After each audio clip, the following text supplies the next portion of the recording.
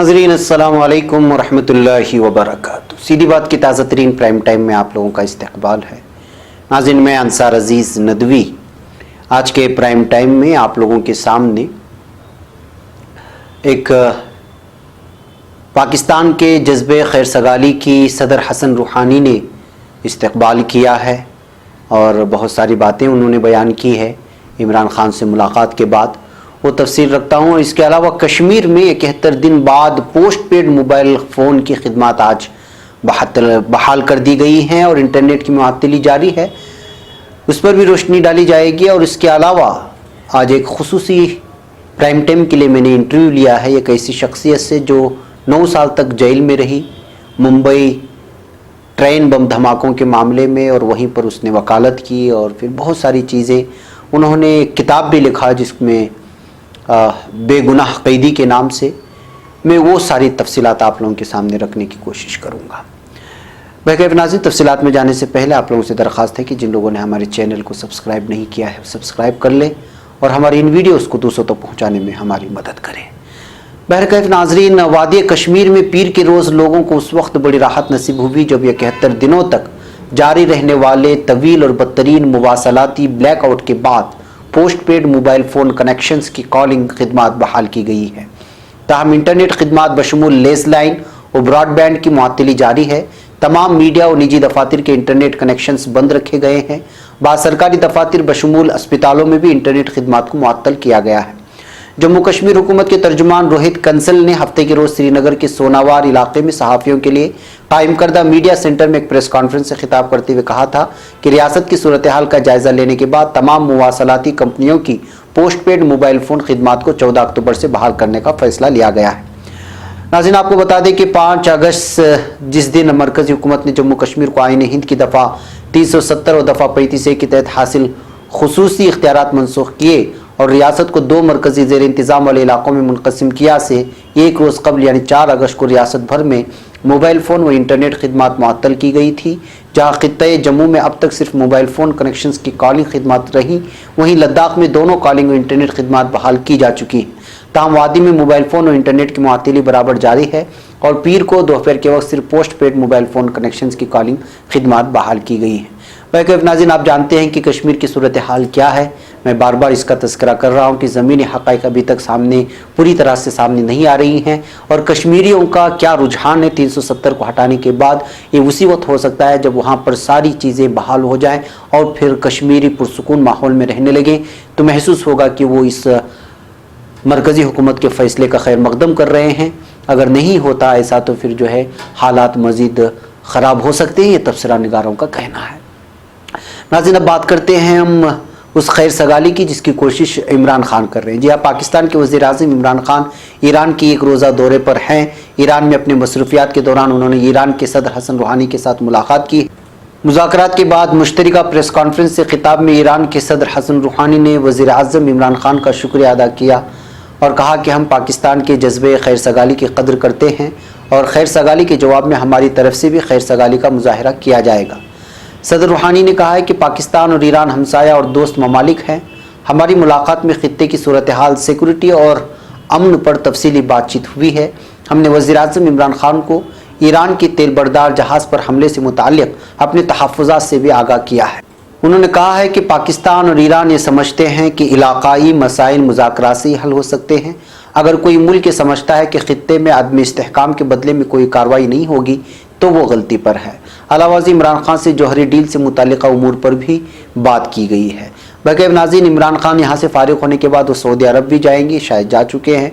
वहाँ पर भी जो है कोशिश करेंगे कि जो है वो सऊदी अरब और जो दूरियां हैं सऊदी अरब के दरमियान और ईरान के दरमियान उसको ख़त्म करने की कोशिश करें और आराम को कंपनी के बाद इस दूरियों में और इनकी नफ़रत में मज़ीद जो है इजाफ़ा हुआ था उसको ख़त्म करने की कोशिश पाकिस्तान की जानिब से की जा रही है। बताया जा रहा है कि ये दोनों तरफ से खैर मकदम किया गया है, पाकिस्तान की सालिसी को, इमरान खान की सालिसी को, और महसूस यही किया जा रहा है कि इनकी सालिसी कामयाब होगी क्योंकि सऊदी अरब वैसे भी इमरान खान के नज़दीक शहर मुल्क माना जाता है और पाकिस्तान के करीबी मुल्क माना जाता है और करीबी ताल्लुक़ात रखने वाला मुल्क माना जाता है और ईरान से भी पाकिस्तान की उसी तरह की जो है राब्ते हैं, उनके ताल्लुक़ात हैं। बहरहाल नाज़रीन, अब अगले आइंदा आने वाले दिनों में पता चलेगा कि इमरान खान अपनी सालिसी में कितना कामयाब हुए हैं और वो सऊदी अरब व ईरान के दरमियान मौजूद खलीज को पाटने में कितनी जो है वो कामयाब हो सकते हैं। नाज़रीन, अब हम बात करते हैं कैसे इंटरव्यू की, जो इंटरव्यू मैंने आज लिया है बिलखुसूस प्राइम टाइम के लिए।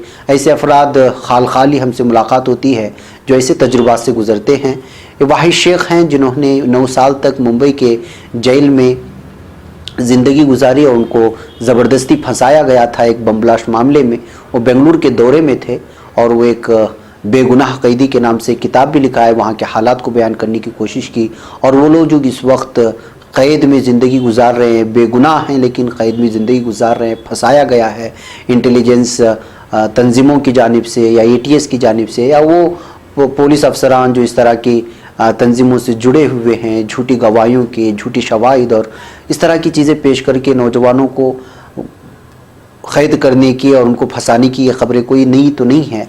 लेकिन जब कोई जेल में जाता है, वापस लौट के आता है, तो वो तजुर्बात को बेहतर अंदाज में शेयर कर सकता है और लिख भी सकता है। ऐसी एक नौजवान से आज हमारे स्टूडियो में हमने इंटरव्यू लिया है। आप इसको ज़रूर देखें और महसूस करें कि जो है किस तरह की तकालीफ बर्दाश्त करते हैं वो नौजवान जो बेगुनाह होने के बावजूद जो है कई सरकारी तंजीमें उनको फंसाने की कोशिश करते हैं। ये इंटरव्यू देखें और मुझे इजाज़त दें। अस्सलाम वालेकुम रहमतुल्लाहि व बरकातुहू। नाज़रीन, अस्सलाम वालेकुम रहमतुल्लाहि व बरकातुहू। सीधी बात के रूबरू प्रोग्राम में आप लोगों का इस्तकबाल है। नाज़रीन, मैं अंसार अज़ीज़ नदवी आज हमारे इस खुसूसी प्रोग्राम में एक ऐसी शख्सियत के साथ मौजूद हैं जो बेगुनाह होकर के भी कई सालों तक जेल की सलाखों के पीछे 9 साल काटे।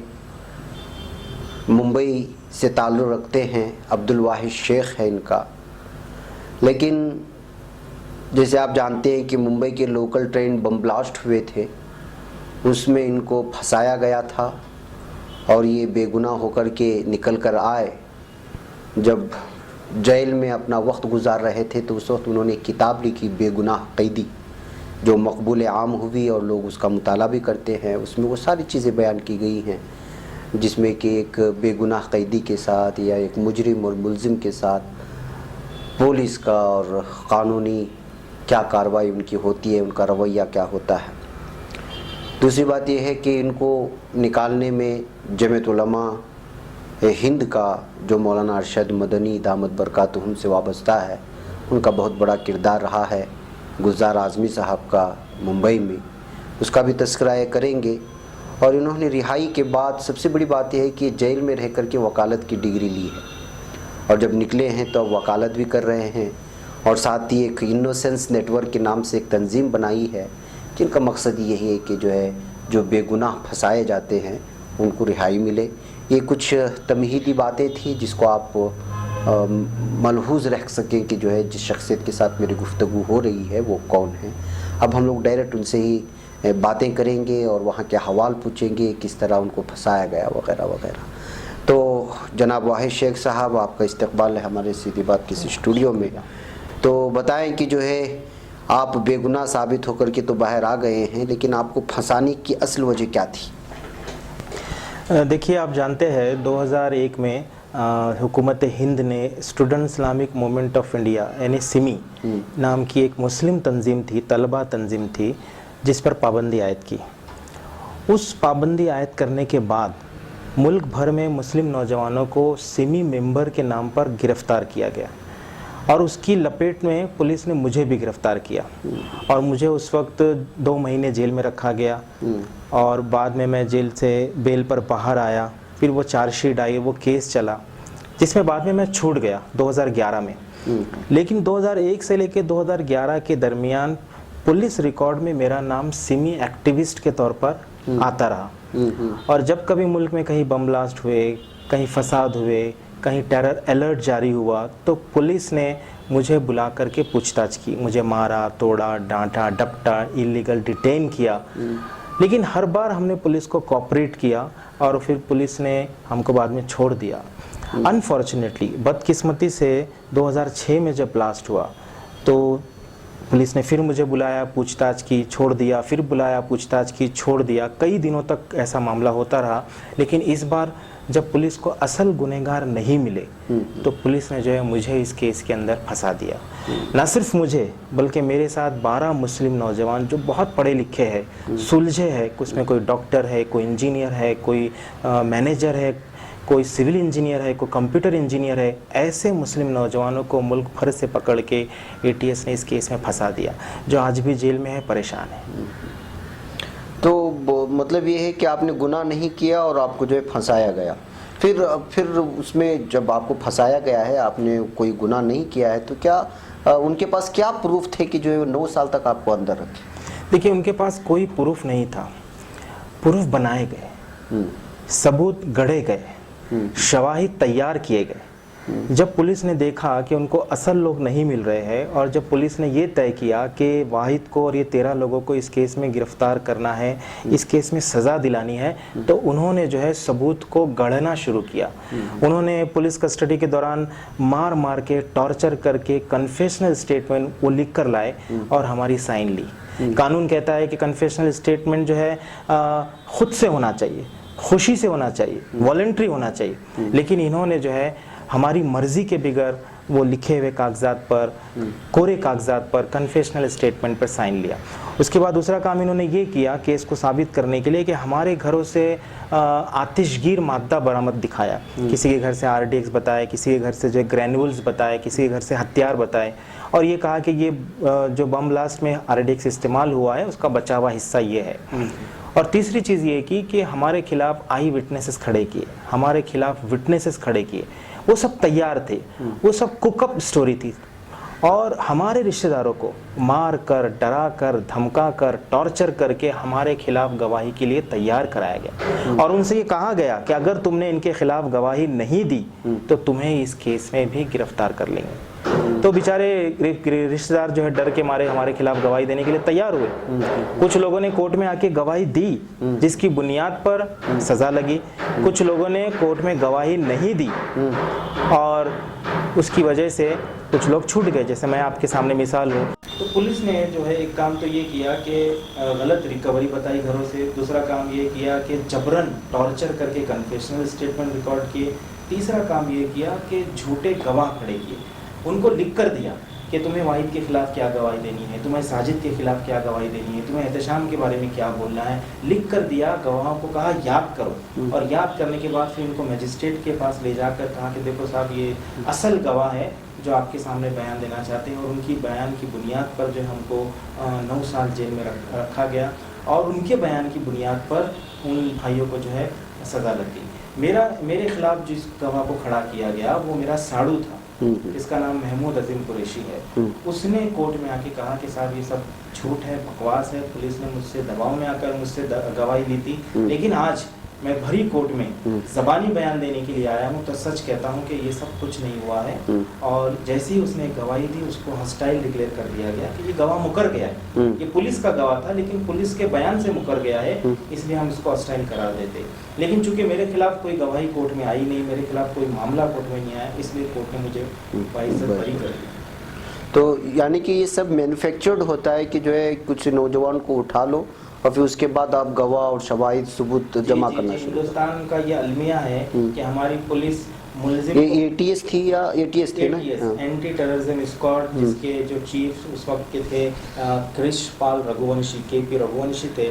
और हिंदुस्तान का ये अलमिया है कि यहाँ पहले मुलजिमों को गिरफ्तार किया जाता है, बाद में शवाहिद खड़े किए जाते हैं। और हिंदुस्तान के बाहर हम जब पढ़ते हैं तो पता चलता है कि वहाँ पहले शवाहिद देखे जाते हैं, उसके बाद मुलजिम को गिरफ्तार किया जाता है। और ये बहुत ही अफसोसनाक बात है कि पुलिस जब एक गलती करती है, यानी किसी बेगुनाह को किसी केस में गिरफ्तार करती है, तो उसको साबित करने के लिए वो पूरी एड़ी चोटी का जोर लगाती है और गलत गवाहियाँ, गलत शवाहिद जमा करके कोर्ट के सामने पेश किए जाते हैं और उनको सज़ा दी जाती है। और वो इनका मकसद ये होता है कि जो उन्होंने काम किया उसको सच साबित कर दे। इनका मकसद ये होता है कि मीडिया को, आवाम के जज्बात को सर्द कर दे, ठंडा कर दे, प्रेशर को रोक दे। इनका मकसद ये होता है कि इसके ज़रिए से प्रमोशन हासिल करे, मेडल्स हासिल करे। हमारे केस में कई ऑफिसर्स को मेडल मिले, प्रेसिडेंशियल अवार्ड तक मिला है, जो कि उन्होंने ये गलत काम किया है। ये बहुत ही अफसोस की बात है। اچھا یہ آپ لوگ جیل میں جب یہ لوگ ڈال دیتے ہیں تو اس وقت کیا سارے نوجوانوں کے ساتھ ان کا رویہ کیا رہتا ہے؟ مارنا پیٹنا ایک قسم کا ٹارچر کرنا، یا جیل میں ڈالنے کے بعد وہی کھانا پینا دن گزارنا ایسے ہوتا ہے؟ دیکھیے اریسٹنگ کے بعد 2 مرحلے ہیں. ایک مرحلہ ہے پولیس کسٹڈی کا، جس میں پولیس اسٹیشن میں یا پولیس لاک اپ میں ملزم کو رکھا جاتا ہے 1 مہینہ 2 مہینہ 1.5 مہینہ، جتنے دن کا اس کو پولیس کسٹڈی ریمانڈ ملتا ہے، جسے کہتے ہیں PCR. یہ پیریڈ میں بہت زیادہ ٹارچر ہوتا ہے، کیونکہ پولیس اسٹیشن کے اندر ٹارچر سیل ہوتے ہیں، وہ اس کو مارتے ہیں، 3rd ڈگری ٹارچر کرتے ہیں، اس کے پرائیویٹ پارٹ پہ شاک دیتے ہیں، اس کے جو ہے سنڈاس کی جگہ پر جو ہے سوریہ پرکاش آئل ڈالا جاتا ہے، اس کی ٹانگوں کو چیرا جاتا ہے، اس کے پیشاب اور سنڈاس کی جگہ سے خون نکلتا ہے. یعنی نت نئے طریقے کے ٹارچر کرتے ہیں، اور ٹارچر کرنے کا ایک ہی مقصد ہوتا ہے کہ پولیس جو کہہ رہی ہے، جس کاغذ پہ سائن کرنے کے لیے کہہ رہی ہے، وہ سائن بندہ کر دے. اور یہ کام ہونے کے بعد جب وہ جیل کسٹڈی جاتا ہے، جوڈیشل میجسٹریٹ کسٹڈی، تو اس کسٹڈی میں اتنا ٹارچر نہیں ہوتا. وہ جیل ہوتی ہے جہاں پہ سینکڑوں ہزاروں قیدی ہوتے ہیں، ساتھ میں وہ رہتے ہیں، کھاتے پیتے ہیں اور اپنے دن کاٹتے ہیں کہ کسی طرح سے ان کی رہائی کا دن قریب آ جائے.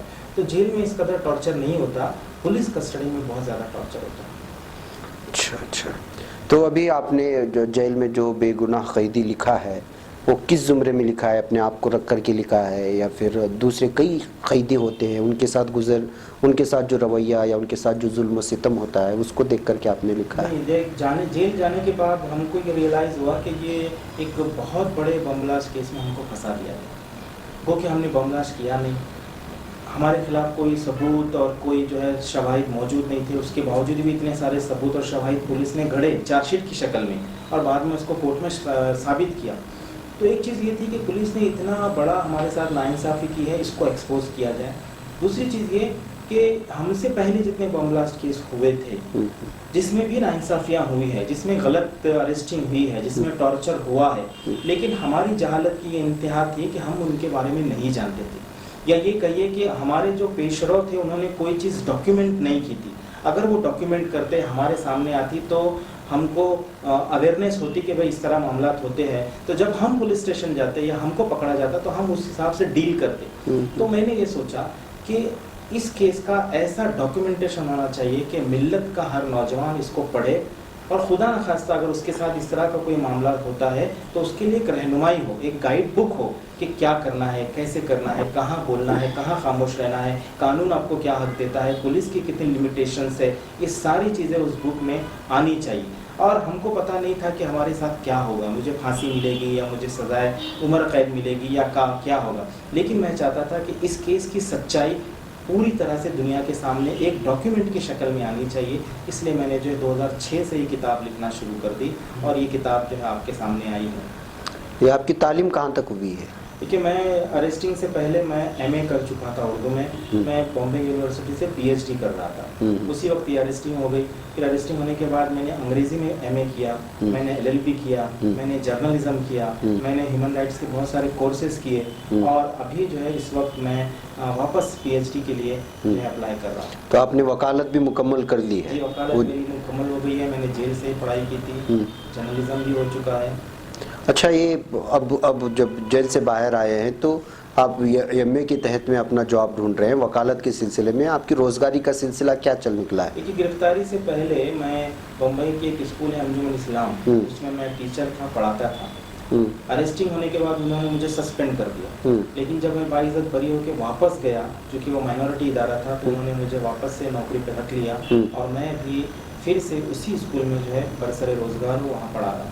اچھا تو آپ کو یہ وہاں سے جیل سے نکالنے میں یا ارسٹنگ کے بعد ظاہر سی بات ہے کہ لوگ دوریاں اختیار کرتے ہیں، اپنے بھی لوگ دوریاں اختیار کرتے ہیں، موبائل سے نمبر ڈیلیٹ کرتے ہیں. ایک لیبل جب دہشت گردی کا لگ جاتا ہے تو ہر آدمی چاہتا ہے کہ بھائی اس سے دوری اختیار کرو، اس سے کوئی رابطہ ہے، پرانے کوئی رابطے ہیں تو اس کو بھی ختم کر دو وغیرہ. تو یہ پوری سچویشن میں پوری جو ہے اس میں آپ کو ساتھ کس نے دیا، کون آپ کا سپورٹ کیا؟ دیکھیے جیل سے آپ کو یاد ہوگا 2006 میں ہم نے ارشد مدنی صاحب کو ایک خط مولانا ارشد مدنی صاحب کو ہم نے خط لکھا جیل سے، اور ہم نے یہ کہا کہ بھئی ہم کو اس جھوٹے کیس میں پھنسا دیا گیا ہے، بہت بڑا مقدمہ ہے، بہت سارے لائرز کی ضرورت ہے، بہت سارے اخراجات ہوں گے. تو ہم نے ان سے یہ کہا کہ قرآن کی جو ایک مد ہے فی الرقاب، اس کے تحت جو ہے گردن چھڑانے کے تحت جو قرآن کا حکم ہے اس کے تحت آپ جو ہے ہم کو لائرس فراہم کیجیے. آپ ایک شعبہ بنائیے, یہ آپ کے اختیار میں ہے, یہ آپ کی استطاعت میں ہے, یہ آپ کی قابلیت ہے, آپ کر سکتے ہیں. بہت سارے خطوط ہم نے مولانا ارشد ملی صاحب کو لکھے اور گلزار اعظمی صاحب کو لکھے, اور اس کے بعد میں سمجھتا ہوں کہ باقاعدہ پھر جمعیت علماء کی ایک لیگل ٹیم جو ہے بنائی گئی, ہم کو وکیل فراہم کیے گئے. شاہد اعظمی ہمارے وکیل جمعیت علماء نے دی, جنہوں نے سپریم کورٹ تک ہمارا ایک معاملے میں کیس لڑا, اور بہت سے مقامات پر جو ہے وقتاً فوقتاً وکیل فراہم کیے جمعیت علماء نے. اور آج جو میں آزادی کی فضا میں سانس لے رہا ہوں, آج میں آپ کے ساتھ اس اسٹوڈیو میں بیٹھ کے انٹرویو دے رہا ہوں, کہ یہ صرف اور صرف جمعیت علماء کا احسان ہے اللہ تعالیٰ کے فضل کے بعد, کہ انہوں نے پوری ٹیم لگا کر کے اور ایمانداری سے اس کیس کو لڑا ہے. اور میں آپ کے سامنے کہا ہوں, آج بھی جو 12 لوگ سزا میں ہیں ان کا کیس ہائی کورٹ کے اندر, بامبے ہائی کورٹ کے اندر جمعیت علماء ہی لڑ رہی ہے, جو انتہائی احسان کی بات ہے. ٹھیک ہے, ایک آخری سوال آپ لوگوں سے ہے. آپ نے جسے کہا کہ 13 لوگ اندر ہیں, ان کے سلسلے میں آپ جب اندر جا کر کے آ گئے ہیں تو بہت سارے تجربے ہوئے, آپ کیا میسج دینا چاہتے ہیں ان لوگوں کو جو اس وقت, وہ 13 ہی نہیں بلکہ مختلف جیلوں میں لوگ بند ہیں, وہ چاہے آپ ہریانہ سے لے کے یو پی سے لے کے بنگلور کرناٹک سے لے کے کئی علاقوں میں بے گناہ قیدی ابھی بھی ہیں جو لڑ رہے ہیں, جس میں مختلف جو تنظیمیں ہیں الگ الگ قسم سے آپ اپنی لڑائی لڑ رہے ہیں, اور ان کی آپ کیا پیغام دینا چاہیں گے جب اس طرح بے گناہ جو قید کر لیے جاتے ہیں؟ دیکھیے, میں یہ کہنا چاہوں گا, خاص طور سے ہمارے کیس میں اگر آپ دیکھیں تو 12 لوگ بالکل بے گناہ ہیں. اس طرح میں بے گناہ ہوں, بلکہ میں نے تو باقاعدہ یہ میڈیا کے سامنے کہا کہ مجھ سے زیادہ معصوم وہ ہیں, اور ان کے خلاف کوئی ثبوت, کوئی شواہد نہیں ہے. جھوٹے ثبوت اور شواہد کی بنیاد پر ان کو سزائیں دی گئی ہیں, لیکن ملت ان کو فراموش نہیں کی ہے. جمعیت علماء نے ان کو بھولا نہیں ہے. جمعیت علماء آج بھی بامبے ہائی کورٹ کے اندر ان کا کیس لڑ رہی ہے, اور ہم بھی جو ہے پوری عوام کے اندر اور سماج کے اندر جا کر کے ایک مہم چلا رہے ہیں. ہمارا یہ ماننا ہے کہ دہشت گردی کا اسلام سے کوئی تعلق نہیں, اور یہ پوری ملت کا ایک متفقہ جو ہے ایک اسٹیٹمنٹ ہے, ایک بات ہے. تو جو بھی مسلمان جیلوں کے اندر ہے, چاہے وہ انڈر ٹرائل ہو, چاہے وہ سزا میں ہو, تو وہ سب کسی نہ کسی سازش کے تحت پھنسائے گئے ہیں. یہ پولیس کی سازش ہو سکتی ہے, حکومت کی سازش ہو سکتی ہے, عالمی سازش ہو سکتی ہے. اس سازش کو سمجھنے کی ضرورت ہے, اور اپنے نوجوان بھائیوں کو جو کسی نہ کسی ٹیرر مقدمے میں جیلوں میں ہیں ان کو تنہا نہیں چھوڑنا چاہیے. ان کے لیے دعائیں, دامے درمے, قدمے سخنے, جو ہم کام کر سکتے ہیں ان کے لیے مہم چلا سکتے ہیں. ان کی بازیابی کے لیے یا رہائی کے لیے جو پروگرام ہم کر سکتے ہیں ہم کو کرنا چاہیے. اور ملت جو ہے ایسے نوجوانوں کو جو پڑھے لکھے ہے اور جو بہت ہی کوالیفائڈ ہے, جو بہت ہی باصلاحیت ہے, وہ جیلوں میں ہیں, ان کو باہر رہنا چاہیے, اور سماج کے لیے وہ معاون و مددگار ثابت ہو سکتے ہیں. جی صحیح بات ہے. تو ناظرین, یہ ہمارے واحد شیخ صاحب تھے جو جیل کے اندر رہے, واپس آئے اور اپنی سرگرمیوں میں اس وقت یہ ہیں. واقعی میں ایک 9 سال کسی جیل میں, اور وہ بھی دہشت گردانہ الزامات کے تحت گرفتار ہونا, پھر سزا, وہاں پر رہنا, پھر وہاں پہ رہتے ہوئے وکالت کی ڈگری مکمل کرنا اور ایک کتاب لکھنا, اور پھر اس کے بعد یہ آ کر کہ یہ پیغام اور یہ مقصد لے کر چلنا کہ جو ہے دوسروں کے لیے ہم راہ بن سکتے ہیں, ان کو جیلوں سے نکالنے کے لیے ان کے لیے راہیں تلاش کر سکتے ہیں. یہ واقعی جو ایک بہت تعریف کے قابل کی بات ہے. ان کا پیغام آپ لوگ سمجھیں کہ جو ہے بہت سارے بے گناہ قید ہو جاتے ہیں, قید کر لیے جاتے ہیں, پھنسائے جاتے ہیں مختلف سازشوں کے تحت, جیسے کہ انہوں نے 3 چیزیں بیان کی, یا تو پولیس کی سازش, یا حکومت کی, عالمی سازش کے تحت. ظاہر سی بات ہے کہ یہ ہو رہا ہے, تو ایسے حالات میں ہم لوگوں کو کیا لاہ عمل اختیار کرنا ہے اس کے بارے میں بھی سوچنا ہے. بھائی ناظرین, ہمیں یہاں پر اجازت دے. روبرو پروگرام انشاءاللہ پھر آپ سے کسی اور شخصیت کے ساتھ ملاقات ہوگی. السلام علیکم ورحمۃ اللہ وبرکاتہ.